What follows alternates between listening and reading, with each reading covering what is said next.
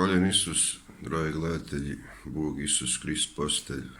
Lijep pozdrav, evo mali video, short.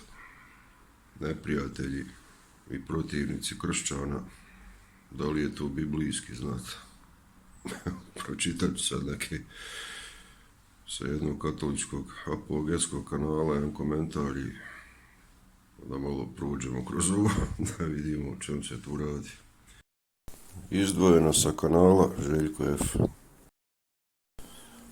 Izdvojeni komentar sa jednog pratitelja kanala koji se često obrušava na kršćane. Borac za istinu kaže: kršćani jadni sada ne znaju da Mesija, spasitelj cijeloga svijeta, Jehasuha, nije bio kršćanin kao i ti njegovi 12 izabranih apostola.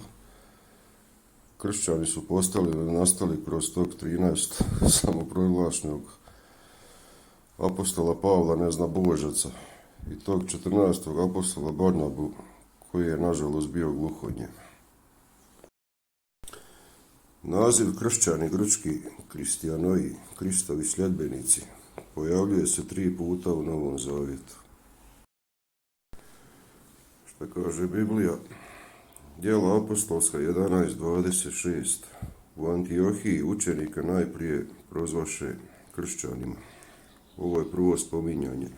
Naziv je nastao u gradu Antiohiji, gdje su ljudi tako nazvali Isusove sljedbenike. Djela apostolska 26.28.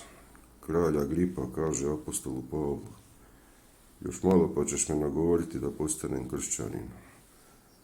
1. Petrova 4.16.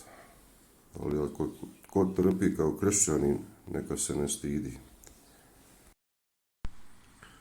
Eto vidite, i tako neke osobe, kao znate, pod navodnicima, oni će vam priča priče da slave Boga Isusa Krista, zovu Isusa Krista učiteljem, i onda kažu kako priznaju cijelo Sveto pismo, kanon, i onda se obruše na apostola Pavla, znate. Ako poštivaš cijeli kanon i prihvaćaš Biblije i Svetog pisma, moraš i Pavlove poslanice. Biblija je, znate, što imamo danas, to je davno provjereno od ljudi, znate, još iz davnina koji su imali Duha Svetog. I zato imamo kanon Biblije i to je sve istina, to je sve ispravno, znate. Ali eto vidite, tako neki ljudi napadaju kršćane, protivnici kršćana, i onda kao slave Boga Isusa Krista, znate.